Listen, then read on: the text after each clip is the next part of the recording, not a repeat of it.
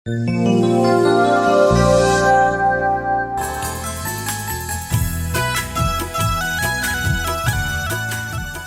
खुदावंद में अजीज नाजरीन, आज हम आमद का चौथा अतवार मना रहे हैं और आज जो शम्मा जलाई जाती है इसका रंग जामनी है और इसका मौजू अमन है।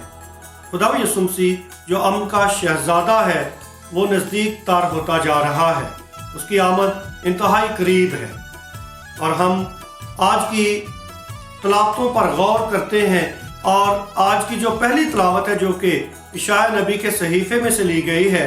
इशाया नबी ने आहाज बादशाह को कहा कि वो खुदा से निशान मांगे और वो अपने आप को इस लायक नहीं समझता कि वो खुदा से निशान तलब करे।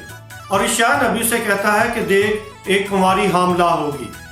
निशान उसको ये देता है कि एक कुंवारी हामला होगी और वो बेटे को जन्म देगी और वो उसका नाम इमैनुअल रखेगी, जिसका मतलब है खुदा हमारे साथ है। खुदा ने आहाज नबी को और सारी बनी इस्राएल कौम को ये उम्मीद दी कि निजात दहिंदा ज़रूर आएगा, अल मसीह इस दुनिया में आएगा और वो सलामती से बादशाहत करेगा, यानी उसकी बादशाहत सलामती की बादशाहत होगी और ऐसी बादशाहत जो कभी भी ख़त्म ना होगी।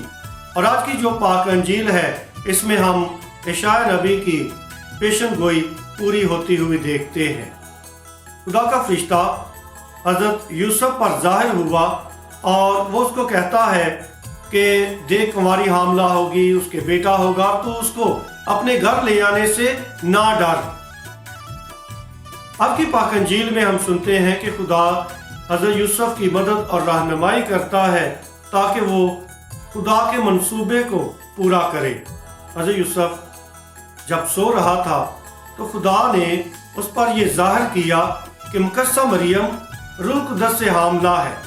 गो कि हज़रत यूसुफ मुकस्सा मरियम को रुसवा नहीं करना चाहता था और चुपके से उसको छोड़ देना चाहता था, लेकिन खुदा का ये मंसूबा था कि वो उसके इकलौते बेटे को दुनिया में लाने में मुकस्सा मरियम का साथ दे, उसकी मदद करे और उसकी वफादारी के साथ हिफाजत करे।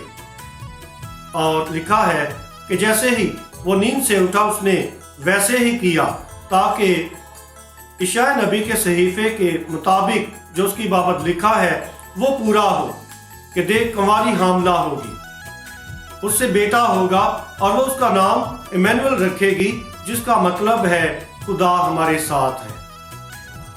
आइए हम नबियों की इन पेशन गोइयों को अपनी ज़िंदगी में कबूल करें, इन पर ईमान रखें और खुदा के मंसूबों को गहरे तौर पर समझने की कोशिश करें।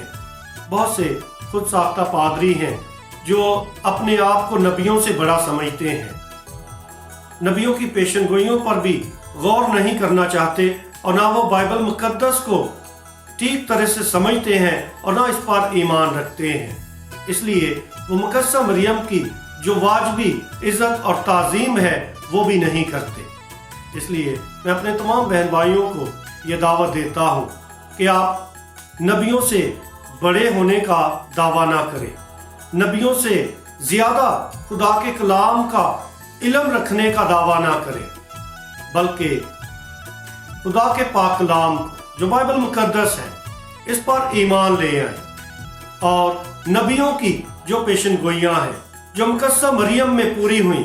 और आज की जो पाक अंजील है ये वाज़ेह कर देती है कि वो कुंवारी जिसका जिक्र इशाया नबी ने किया था वो सारी पेशन गोई मुकस्सा मरियम कुंवारी बेदाग में पूरी होती है। लिहाजा मुकस्सा मरियम को खुदा ने चुना और वो पाकीज़ा और कुंवारी जब चुनी गई तो उसने खुदा के बेटे को दुनिया में लाकर निजात दहिंदा तोहफे के तौर पर पेश किया। और यीशु मसीह जो अमन का शहजादा है, सलामती का रईस है, वो मुकस्सा मरियम के बतन से पैदा होता है और यूं खुदा का मंसूबा पूरा होता है।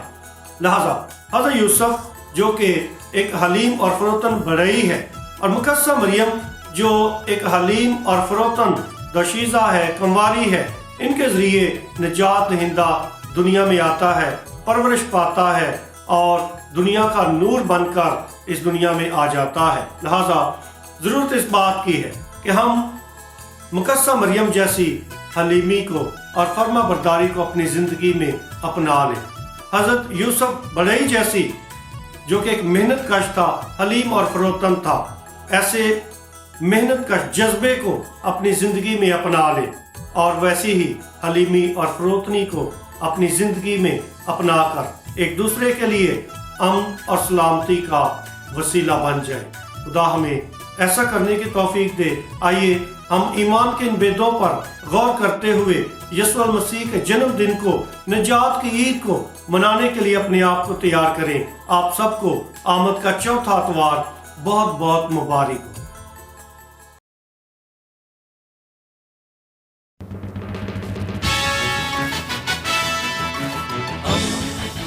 दोस्ती का पैगंबर, रेडियो वेरितास एशिया।